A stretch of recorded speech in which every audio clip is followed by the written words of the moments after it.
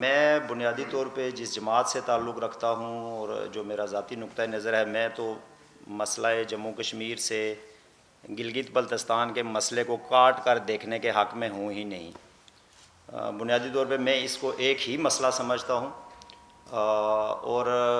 میں یہ بھی سمجھتا ہوں کہ اس طرح کی جتنے بھی کانفلکٹ زونز ہیں یا مقبوضہ علاقے ہیں یا نوآبادیات ہیں، اگر ہم تھوڑا سا تاریخ میں جھانکنے کی کوشش کریں تو ہمیں پتہ چلے گا کہ لوگوں کو تقسیم کرنے کے لیے، اپنے قبضے کو مضبوط کرنے کے لیے ایسے پوائنٹس، ایسی جگہیں، ایسے علاقے ہمیشہ سے تلاش بھی کیے جاتے رہے ہیں، اور کوشش یہ کی جاتی رہی ہے کہ جس علاقے پہ آپ کا قبضہ ہو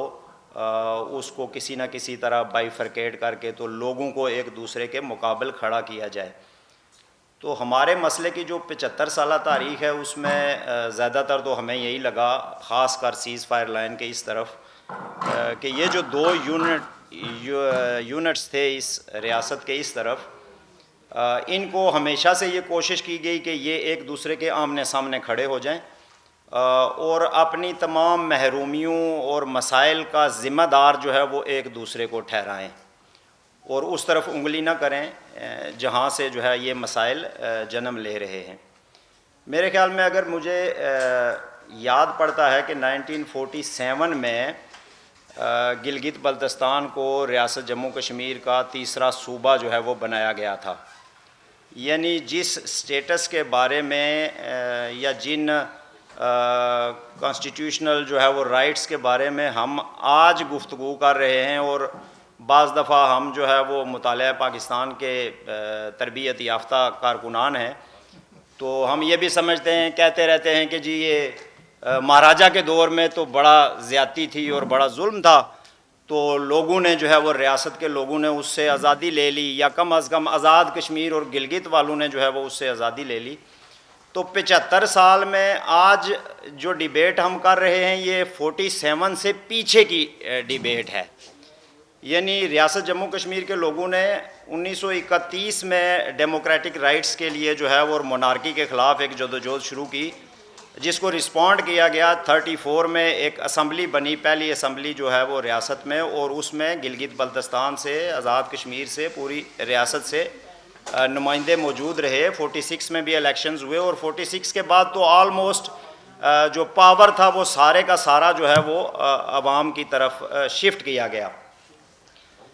اس کے بعد جب یہ 47 والا سارا معاملہ ہو گیا، اور اس کے بعد بھی، اس سے بعد سے لے کے آج تک ہمیں اسی ڈیبیٹ میں ہی الجھا کے رکھا گیا کہ گلگت بلتستان ریاست کا حصہ ہے یا نہیں ہے۔ یہ مطلب ایک لمبے عرصے تک تو یہ ڈیبیٹ چلتی رہی، مطلب ہم سارے جس ماحول میں پل کے جوان ہوئے پڑھے تو ہمارے ساتھ ہم اکٹھے ہی پڑھتے رہے یونیورسٹیز میں، سارا گلگت کے لوگ، آزاد کشمیر کے لوگ، تو ہماری ڈیبیٹ کا زیادہ تر محور یہ رہا کہ گلگت بلتستان کشمیر کا حصہ ہے یا نہیں ہے، حصہ ہے یا نہیں ہے۔ اور یہ جو کانسٹیٹیوشنل ریفارمز والی اگر ہسٹری بھی دیکھیں تو یہ بھی 70s میں شروع ہو رہی ہے۔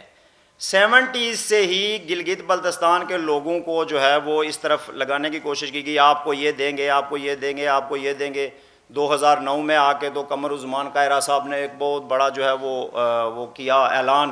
اور انہوں نے وزیر اعلیٰ اور گورنر دے کے تو اس مسئلے کو ہی ایک طرح سے حل کیا۔ اس وقت بھی ہم یہ سنتے تھے کہ جی ٹھیک ہے، اب یہ صوبہ بن گیا ہے، اب اس کا وزیر اعلیٰ بھی بن گیا ہے اور گورنر بھی بن گیا ہے، اور لوگوں کے جو رائٹس ہیں وہ ان کو ملنا شروع ہو گئے ہیں۔ جو ہماری بنیادی ریکوائرمنٹس تھیں، جو ہمارے خطے کے لوگوں کی ضروریات تھیں، ان کو سائیڈ پہ رکھ کے تو حقوق کا نام جو ہے وہ کانسٹیٹیوشنل ریفارمز کو حقوق کا نام دے دیا گیا۔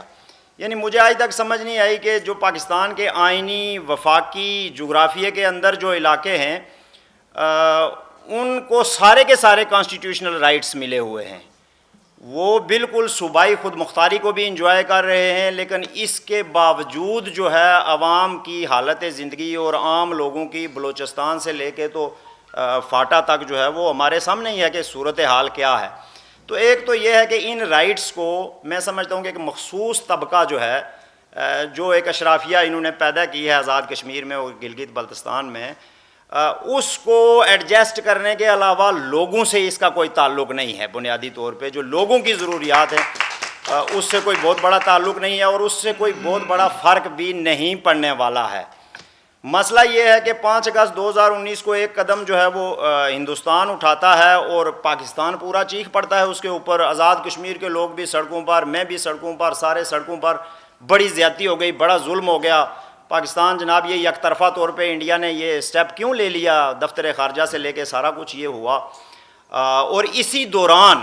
دوران یہ ڈیبیٹ بھی زور پکڑتا رہا ساتھ ساتھ کہ گلگت بلتستان کے حوالے سے جو ہے وہ پاکستان گورنمنٹ کچھ کرے،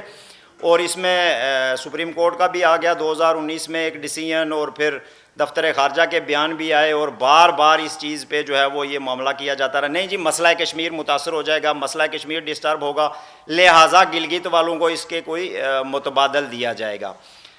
اب جب وہ گرد بیٹھی انڈیا والی اور انڈیا نے اپنی سیٹلمنٹ کر لی، تو اب یکدم سے جو ہے وہ ایک دفعہ پھر 6 مہینے کے اندر ہی پاکستان کے پالیسی ساز جو ہیں وہ اس ڈیبیٹ کو لے کے آگے کہ جی ہم جو ہے وہ وہاں پہ ایک عبوری صوبہ دیں گے، اور عبوری صوبے کا یہ لفظ ہی میں نے پہلی دفعہ سنا،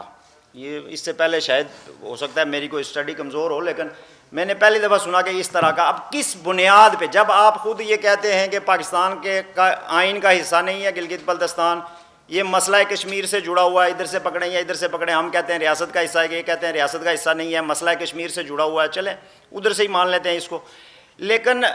اب کس بنیاد پہ آپ اس کو پاکستان کے جغرافیے میں انکلوڈ کر کے آپ پاکستان کا صوبہ بنانے کی کوئی، کیا اب جو ہے وہ انڈیا والا معاملہ یک طرفہ نہیں رہ گیا ہے، یا اب اس سے مسئلہ کشمیر پہ پاکستان کی پوزیشن یا اصولی پوزیشن جو بھی ہے گزشتہ 74-75 سال سے، اس سے کوئی فرق پڑنے والا نہیں ہے؟ اس کے بارے میں اس طرح کے ایکسکیوز دے دینا جی کہ ہم ایک شک اس میں شامل کر دیں گے انیشلی، جو یہ کرے گی کہ جب بھی کشمیر کا کوئی تصفیہ ہوگا تو یہ جو ہے وہ علاقے رائے شماری میں حصہ لیں گے۔ پہلی بات یہ ہے کہ یہ معاملہ ہو جانے کے بعد کشمیر کا تصفیہ ہو جائے گا، پھر کشمیر بچے گا ہی نہیں نا، پھر تو آدھا جو ہے انہوں نے شامل کر لیا، جو باقی ہے وہ آپ شامل کر رہے ہیں۔ اور آزاد کشمیر کے بارے میں آپ کا پلان یہ ہے کہ آپ کے جو قوانین ہیں یہاں کے وفاقی، ان کو ایکسٹینڈ کرتے جائیں with the passage of time, جب سارے قوانین وہاں پہ چلے جائیں گے، داخل ہو جائیں گے، تو آٹومیٹیکلی آپ جو ہے وہ اس زون میں شامل ہو جائیں گے۔ تو میں یہ سمجھتا ہوں کہ یہ والا معاملہ جو ہے یہ گلگت بلتستان کے لوگوں کے خلاف، میں اس کو آزاد کشمیر کے لوگوں کے خلاف نہیں کہوں گا، اس لیے کہ پہلی اس میں یہ گلگت بلتستان کے لوگوں کے خلاف ہے، ان کی جو زمینوں پر حق ہے، ان کے منرلز پر جو حق ہے، ان کے پانی پر جو حق ہے، ان کے نمائندے چننے پر جو حق ہے، اس کو سلب کیا جا رہا ہے۔ اور اس میں جو عوامی رائے والا معاملہ ہے، میں معذرت کے ساتھ یہ کہوں گا کہ جو پارٹیاں آزاد کشمیر میں پاکستان کی جماعتیں ہیں، جیسے پیپلز پارٹی ہے، مسلم لیگ ہے، پی ٹی آئی ہے، جماعت اسلامی ہے، یا دوسری جماعتیں ہیں، ان کا اس پہ کوئی موقف یا کوئی رائے جو ہے وہ کنسیڈریبل نہیں ہے، یعنی اس کو کاؤنٹ نہیں کیا جانا چاہیے کہ گلگت بلتستان کے لوگ کیا چاہتے ہیں، اس لیے کہ وہ جو جماعتیں ہیں وہ وہی چاہتی ہیں یا وہی منصوبہ امپلیمنٹ کریں گی جو پاکستان چاہتا ہے، یا اس طرف جو ہیں وہ جو انڈیا چاہتا ہے۔ تو بیسیکلی جو انڈیجنس موقف ہے وہ وہاں کے آزادی پسندوں کا، حریت پسندوں کا، حقوق کی بات کرنے والے لوگوں کا جو موقف ہے وہ بہت ضروری ہے، وہی جینون موقف ہے۔ پاکستان کا موقف، پاکستان کی پارٹیاں اس میں نہیں کر سکتی، اور نہ یہ اسمبلی کا کسی کا اختیار ہے۔ پاکستان کی بھی اوبلیگیشنز ہیں، یونائٹڈ نیشن کی ریزولوشنز کے تحت سگنیٹری ہے پاکستان 13 اگست 1948 کا، 5 جنوری 1949 کی ریزولوشنز کا، تو اس کے تحت ان لوگوں کو اپنی زمین سے محروم کرنا، اور ایک پوری 22 کروڑ 24 کروڑ جو ہے وہ آبادی کے لیے ایک چھوٹے سے خطے کو، جو آلریڈی ایک لینڈ لاکڈ بھی آپ سمجھ لیں کسی حد تک، لیکن آلریڈی ڈپرائیوڈ ہے کافی ساری چیزوں میں۔ پچھلے عرصے میں ہم نے دیکھا ہے کہ زمینوں کے معاملے پہ جو ہے وہ کس طرح کی چیزیں ڈیولپ ہو رہی ہیں۔ تو یہ لوگوں کے خلاف ایک سازش ہے، یہ جو صوبہ بنانے کا سارا معاملہ ہے، یہ بنیادی طور پہ اس علاقے کو بغیر کسی وجہ کے ایک جارحانہ اقدام کے ذریعے، طاقت کے زور پر 75 سالہ جو ایک مسلسل وہاں پہ رویہ رہا ہے، اس کے زور پر لوگوں کو جو ہے وہ ان کی زمینوں سے اور ان کے وسائل سے محروم کرنے کی ایک سازش ہے۔ اس سے کوئی امپاورمنٹ جو ہے وہ مجھے نہیں لگتا ہے کہ آئے گی۔ اگر امپاورمنٹ آتی ہوتی ہے، ہمارے پاس ایگزامپلز ہیں نا، آزاد کشمیر جو ہے وہ اس کا صدر بھی ہے، وزیر اعظم بھی ہے، جھنڈا بھی ہے، اسمبلی بھی ہے، سپریم کورٹ بھی ہے، ترانہ بھی ہے، سارا کچھ ہے. لیکن اگر آپ اس کی جو وہ ایکٹ 74 والی پوزیشن دیکھیں تو کہیں سے بھی آپ کو وہ کوئی ایسی چیز نہیں نظر آئے گی، کیونکہ جو کوئی با اختیار سیٹ اپ ہے جس طرح کا یہاں پہ آج کل کی جو حکومت ہے وہ پورٹرے کر رہی ہے جی کہ بہت ہی ایک با اختیار سیٹ اپ بن جائے گا اور ہمیں صوبائی حقوق حاصل ہو جائیں گے اور یہ ہو جائے گا وہ ہو جائے گا. ایسا کچھ بھی نہیں ہونے والا ہے. اس سے صرف اور صرف جو ہے وہ مسئلہ کشمیر ختم ہو جائے گا. اور جو شملہ ایگریمنٹ کے تحت جو انہوں نے آپس میں یہ طے کیا تھا کہ ہم اپنے اپنے سیز فائر لائن کو ایک مستقل سرحد میں جو ہے وہ تبدیل کریں گے، یہ اسی کی ایک کنٹینیویشن ہے. تو اس لیے میں یہ سمجھتا ہوں کہ اصولی طور پہ حکومت پاکستان کو جو ان کا موقف تھا 5 اگست 2019 کے بعد رسپونڈ کرتے ہوئے آزاد کشمیر اور گلگت بلتستان کو ایک انڈیپینڈنٹ ٹیریٹری ڈکلیئر کرنا چاہیے تھا. ان کو یہ سٹینڈ دنیا کے سامنے لینا چاہیے تھا کہ بھارت کا اقدام جارحانہ ہے، لوگوں کی رائے کے خلاف ہے، اقوام متحدہ کی ریزولوشنز کے خلاف ہے.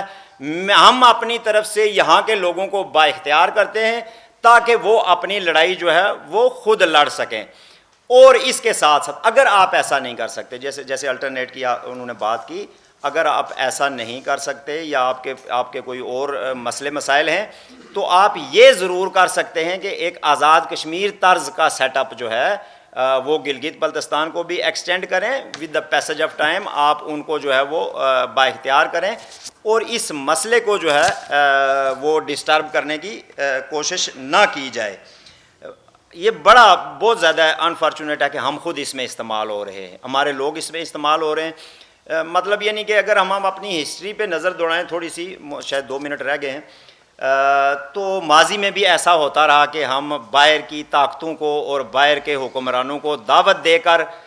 تو اپنے وسائل پہ اور اپنے اختیار پہ ان کو قابض کرتے رہے اور خود مجاوروں جیسی حیثیت میں جا کے جو ہے وہ بیٹھنے کی کوشش کرتے رہے. یہ پورا گزشتہ 400 سال کا ماضی اس پوری ریاست کا جو ہے وہ اس طرح سے بتا رہا ہے. آج پھر جو ہے وہ ہمارے ڈیلیگیشنز جو ہیں وہ جا کے تو قابض طاقتوں سے مل رہے ہیں اور ان کو دعوت دے رہے ہیں، ان کو بلا رہے ہیں کہ آپ آئیں اور ہمارے اوپر قبضہ کریں.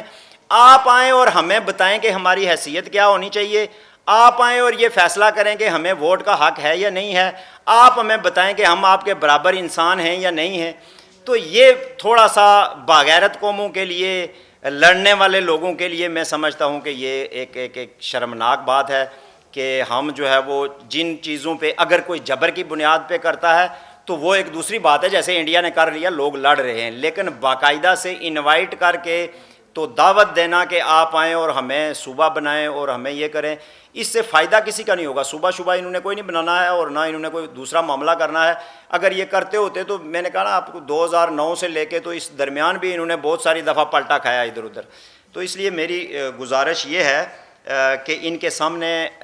ریاست جموں کشمیر کے سارے لوگوں کا اور بالخصوص جو یہ علاقے ہیں ان کا ایک موقف جانا چاہیے واضح طور پر کہ اس ڈسپیوٹ کو جو ہے وہ ڈسٹرب نہ کیا جائے، اس مسئلے کے حل کی طرف بڑھا جائے. ہمیں رائٹس تبھی ملیں گے جب یہ معاملہ حل ہوگا. جب یہ معاملہ حل نہیں ہوگا، اور یہ ہماری ایک مشترکہ جنگ ہونی چاہیے. میں آپ سے یہ گزارش کروں گا مشترکہ جدوجہد ہونی چاہیے. یہ بہت ہی اچھا